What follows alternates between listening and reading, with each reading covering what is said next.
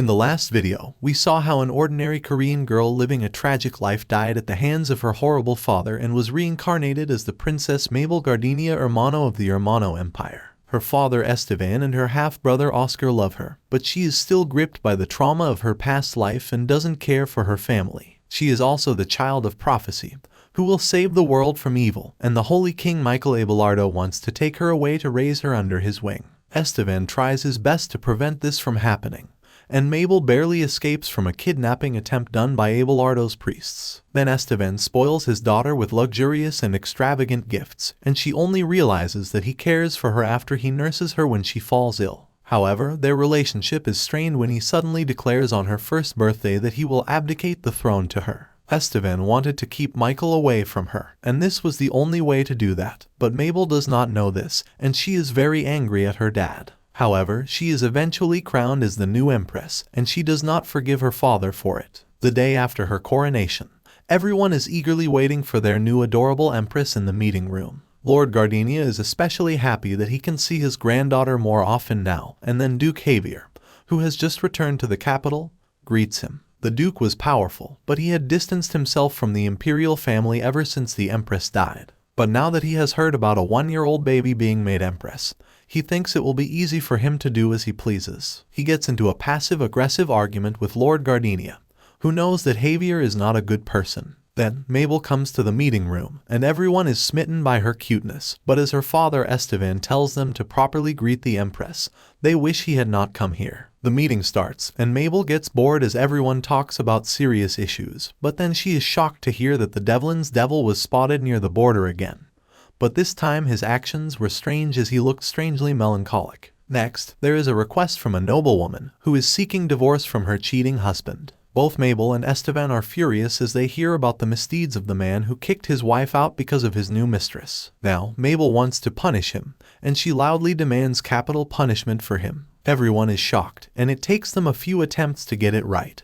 But as soon as the ministers understood what the girl wanted, they burst out laughing. She is stupefied to see even her father and grandfather laughing, and she is even more furious than before. Back in her room, Mabel throws a tantrum because everyone took her for just a child, and they even clapped for her for putting the imperial seal on an order. But then she hears the whisper of her brother Oscar and another boy and finds a blonde boy with golden eyes in front of her. Mabel wonders who the cute boy is, but then Oscar pushes him aside as he hugs her, and the boy can't believe how different he was acting. Then the boy introduces himself as Enrique Javier, one of her brother's classmates. But Oscar draws his sword because his friend did not greet Mabel as the Empress. Enrique does as he is told, but Mabel tells him that it is fine, and when he tries to apologize, she pats his head with her tiny hand, saying she forgave him. But Oscar is so jealous of this that he wants her to do this to him too. As Mabel places her hands on their heads, she thinks the kids are quite weird. On the other hand, Devlin's devil, whose real name is Aiden, is standing in the ruins of a village he just destroyed. He briefly regains his consciousness after the massacre and recalls how he is just a puppet and a killing machine for Devlin's royal family. He thinks that his life has no meaning or purpose, and because his body is cursed to not die, he cannot end it either. Aiden wants to find a way out of this hell, and then he suddenly remembers Mabel and how just looking into her eyes almost freed him from everything. He thinks that she can give him death like he has always desired. 4 months have passed since Mabel's coronation, and right now she is eating her breakfast as Gustav comes to pick her up for a meeting. In the past 4 months, her diet has shifted completely to delicious baby food, and she has learned to talk a lot more. Mabel also learned that she was made the Empress to be protected from the Holy King of Abelardo, who wanted to take her away, claiming that she was the child of prophecy. Now, she knows why her father even gave up his throne to protect her. Despite knowing that, she was still angry about being made the Empress without her permission, and has been keeping her distance from him. But Esteban was treating her as warmly as usual. In the meeting room, everyone praises her, but she is annoyed and tells them to be quiet and start the meeting. Today's first topic is the embezzlement of Count Sheila, who was using official funds for his personal expenses. But before they can start discussing, Duke Javier says that there is no proof against the Count. Mabel knows that Javier is a shameless man, and he was defending Sheila in exchange for a hefty bribe. She wonders how such a wicked man could give birth to a gentle boy like Enrique. But the reason Javier gets away with everything is because he owns the largest magic stone mine, which was the core of all sorts of magic. Because of this, all nobles have to be on good terms with him, and only Lord Gardenia dares to oppose him right now. At night, Mabel cannot sleep well as she hears someone talking about being hungry, and she wakes up to see that there is no one around. She walks to the window and realizes that she was hearing the sound of the owls talking with each other. Mabel is shocked, and she approaches the divine beast the next day, who tells her that if she can understand other animals,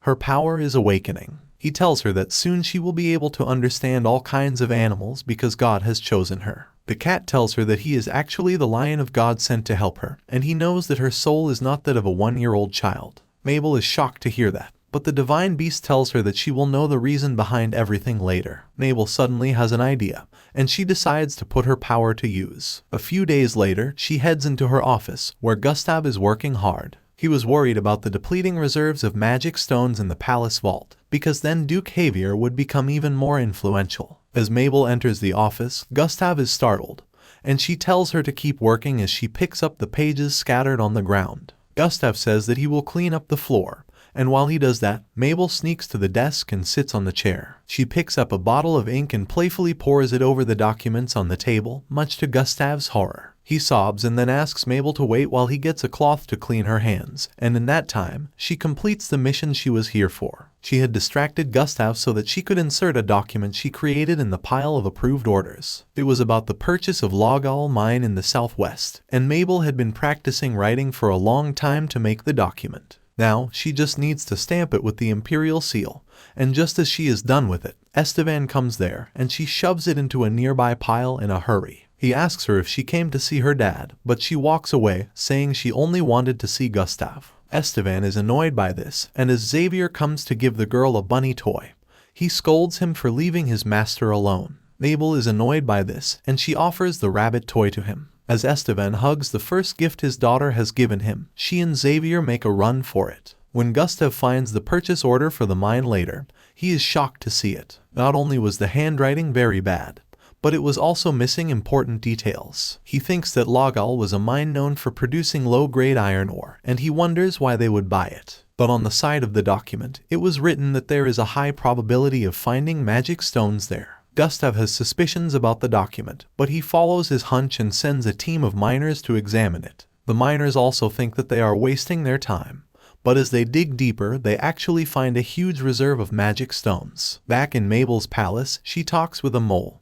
who tells her that the humans took all the shiny stones. He was the one who searched the magic stone mine for her in exchange for her promising not to take the underground area's ownership from them. Mabel thanks the mole as he leaves, and she is happy that Gustav followed her document. She thinks that with this, they will have enough magic stones, and it will be amusing to see Javier's reaction now. The next morning, Mabel wakes up in a good mood as she anticipates how the Duke will behave in today's general meeting. Before attending the meeting, she plans to eat a snack outside but finds Enrique waiting for her there. As soon as she sees the innocent boy, she regrets thinking about making Javier suffer. Enrique takes Mabel to eat some cake, but there she sees that his face is unnaturally red on one side. She asks him what happened, and while he says that he was bitten by an insect, she knows that it is a slap mark, and she pities the poor boy. At the meeting, Count Sheila is strictly punished for misusing funds, and this time Javier also does not defend him. But then he smiles at Mabel, and she wonders why he was in a good mood when he should be upset. Meanwhile, at the office, Esteban is shocked to learn about the purchase of the mine, as he never authorized it. He is stunned to learn that it has the imperial seal and wonders who sneaked the document in.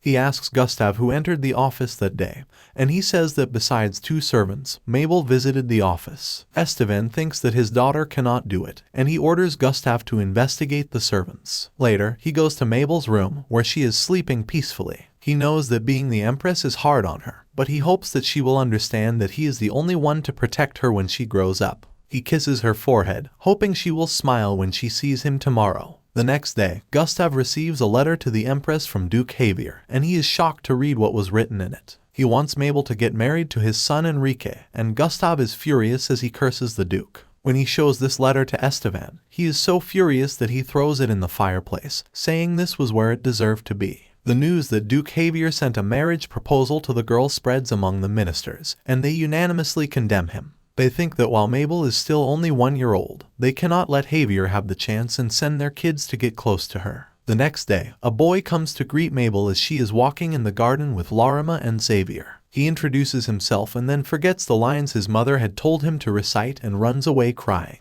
Mabel asks Larima what that was, and she says that the boy was trying to get close to her, and she is already tired of it. Then another boy comes and flatters her as he gives her a rose, but she replies that she does not like it. The boy asks her what she likes, and Mabel replies that she likes shiny coins and gemstones, thinking that she can get anything using them. The boys are shocked to learn this, and they run to their mothers, telling them that the girl doesn't like flowers. When this news reaches Estevan, he is shocked. He thinks that his daughter dislikes flowers and wonders how she feels when she walks through a flower garden each day, and he commands the servants to burn all the flowers. Later, Mabel bids Oscar goodbye before he leaves on a trip, and she runs to the garden to talk to the divine beast. But there, she is shocked to see the gardeners digging out all the flower plants. Then she looks for the cat in the garden, but bumps into another boy and falls to the ground. Mabel is hurt and starts crying, and as the boy apologizes to her, he is intimidated by Estevan, who looms menacingly over him. He asks him how dare he approach his daughter, and then orders the guards to take him out of the palace. Then Estevan declares that from now on, no boys from age 5 to 15 will be allowed inside the palace, and she is shocked as she thinks about Oscar, fearing that he will also be included in the ban. She grabs Estevan's collar, saying Oscar's name, and her father is happy that her pronunciation is getting better. Mabel tries telling him that Oscar was still outside, but because she is in a panic, she cannot form proper sentences, and her father doesn't understand her. Then Gustav comes and takes Estevan away for his duties, and now Mabel is left even more worried about her brother. Later, as she sits down to eat her snack, she can't focus on it because of Oscar and wonders if she should go to him. Mabel realizes that she needs someone to take her to the gate, and the only person that pops up in her mind is her bodyguard, Lissandro. She doesn't want to rely on him but calls him anyway, and he is really happy that she called him for the first time, and she tells him to accompany her. Meanwhile, Oscar is at his mother's residence, having lunch with her. He is anxious as they eat, but then Pacifica asks him how his training is going and tells him that working hard is not enough, as he had to be perfect if he wanted to be the knight by the Empress's side. After the lunch, he leaves immediately, thinking that his mother's attitude towards him did not change even after he gave up on being the successor. As Oscar wonders if his relationship with his mother will continue to be so strict and devoid of love, he begins missing his sister. Then he arrives at the palace gate and learns that there is a problem. The gate guards tell him that Estevan has ordered to not allow any boy from the age of 5 to 15 inside, no matter which family they belong to. Oscar is shocked to hear this, but when he realizes it was to protect Mabel, he smiles. He tells the guards to inform his father about the situation, but then he hears Mabel's voice calling him. The guard panics and tells her to wait as he informs her father, but Mabel replies that she is the Empress and he will have to obey her orders. She tells them to go away, and even Lissandro asks the guards to listen to Mabel, so they give in and let Oscar enter. As they walk back, Oscar thanks Mabel for picking him up today, and he is happy that she was worried for him. Then he asks when she got so close with his uncle, and while she starts saying something good about Lissandro, she cannot come up with anything, leaving him devastated. A couple of hours ago, Mabel had asked Lissandro to help her let Oscar in, but the knight acted like he could not do anything and asked her to do him a favor in exchange for her help. He asked her to give him the dessert she was eating earlier, and Mabel was shocked to see that he was stealing food from a kid. As she hesitated, Lissandro told her that Oscar would have to stay at his mother's house if he could not come in, and she is very strict. So Mabel decided to give up her favorite dessert and fed Lissandro herself to get his help, and he laughed at her cuteness. But he had to pay for that, as he was replaced by other guards the next day. Initially, Mabel is fine with that, but soon she starts being stressed by how they constantly follow her and starts missing Lissandro. As she runs away from them, she is brought to a halt by seeing Duke Javier, who says that he was waiting to tell her something. But before he can do that, the guards stand in between him and Mabel, and he calls them Estevan's dogs. Mabel is angry, and she asks him where the dogs were, and when he can't give her a proper answer, she asks if he is stupid.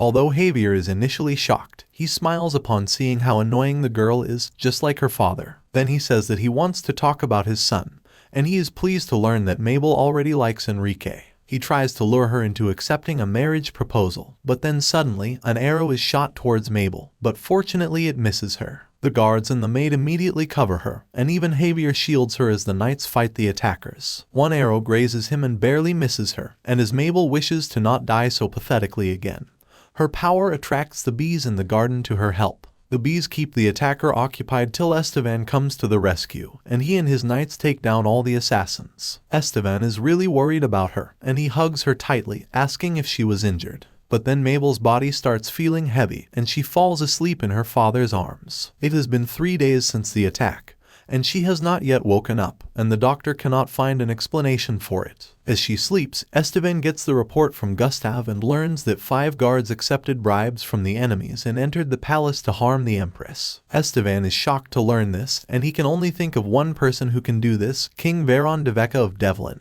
who couldn't challenge him, so he tried to harm his daughter. Both Esteban and Oscar are furious about the attack, and they believe that Devlin is behind it, so once they find proof, they will make them pay. As they utter horrible threats to their enemies, the doctor in the room is terrified of them, and he fears for his life if Mabel doesn't wake up in time. But then she wakes up just then, much to everyone's relief. Both her father and brother are in tears, and they hold her hands as they fuss over her. But she is confused, as she thinks she just fell asleep for a bit. A few days later, she visits the garden and finds the divine beast waiting for her, and she explains that she could not come to see him as there was tight security everywhere around her. The cat tells her that she got tired of using her powers because her body is still too weak. Then, he tells her that the bees she commanded to help her followed the attackers, and they ultimately went to Duke Javier's home. Mabel is shocked to hear this as the Duke tried to protect her, and she realizes he was trying to fool her, and she is not going to forgive him. Mabel decides to grow stronger so that she can efficiently use her power to keep herself safe, and as time passes, the season changes, and it is now winter. She has made more animal friends now,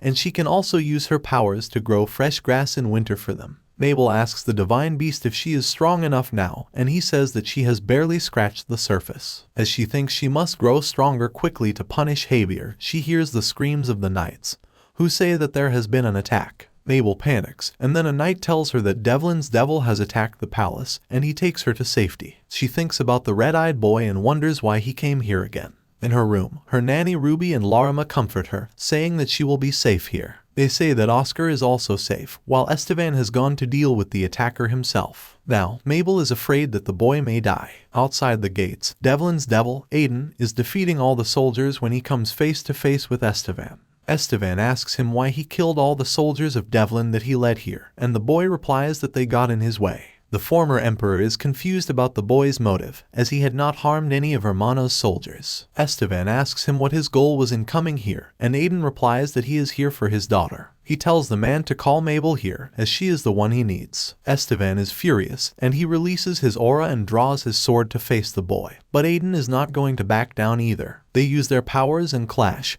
and they are equally matched. Then suddenly, Mabel comes there and tells them to stop fighting, as there is no need for that. Esteban is stunned to see her, but Aiden stops and looks into her eyes, and his hunch is proved correct. The closer he gets to Mabel, the clearer his mind becomes. Mabel also looks at him staring at her, and wonders if he remembers her. She greets him, and Aiden is drawn mindlessly towards her. Esteban, Lissandro, and other knights tell him to stop immediately, but he is thinking that now he won't have to be a murder machine for Veron. They point their swords at him, but then Aiden kneels before Mabel, asking for refuge in the Hermano Empire, and promising that he will obey her. Mabel is flabbergasted as she hears this, but Esteban does not take the sentence lightly and threatens to kill the boy. Mabel does not want him to do that, so she steps in front and agrees to give Aiden refuge. Esteban is shocked and asks her to cancel the agreement, but she refuses, so he gives up and tells the soldiers to arrest him and take him to prison. Later, Mabel visits Aiden in the prison cell, and behind her, Lissandro is afraid that Esteban will surely kill him for bringing her here. Then the boy tells Mabel to call him Aiden instead of Devlin's devil, and she finds his name pretty. She asks him why he wants to stay here, and he replies that he does not want to be in Devlin, where he is the dog of King Veron. He says that Veron controlled his mind to murder people, and now that he is back to his senses, he doesn't want to do that anymore. Mabel is horrified to hear it and asks him why he came here then, and Aiden replies that he killed Veron's soldiers and ran to his enemy as he had nowhere to go. Mabel feels bad for him as she understands how it is to be lonely, and she tells him to stay in Hermano, but in return, he will have to obey her and her father. She wants to take his chains off too, but Lissandro says that it is too dangerous. Mabel tells Aiden to wait and she will free him, but he uses his power and breaks free of the chains himself, shocking both the Empress and her guard. Mabel realizes he let himself be captured and then leaves, saying that she will see him later. In her room, she can only think about how horrible Aiden's life has been, and she wonders how he is doing. But she knows that no one is going to tell her anything, so she calls the rats of the palace and tells them to keep an eye on the boy and inform her of everything that happens to her. The rats agree in exchange for cheese, and Mabel thinks that she must get Aiden out quickly. As she sighs, Esteban comes to her room, and she is startled. He asks her why she visited the prison when it was so dangerous, and he asks her to not visit the boy in the future. Mabel replies that she promised Aiden that he could stay here, and her father is shocked that she has learned his name. He is even more shocked when she says that she is responsible for him. He can only think about her words when he returns to his room. Mabel never showed any interest in any person, not even him, so it shocks him deeply that she cared so much for a criminal. Now Esteban wonders what kind of person Aiden is, and he plans to go and interrogate him. With this, the video ends. Tell us what you think about it in the comments. If you enjoyed it, leave a like and subscribe to our channel for more videos like this.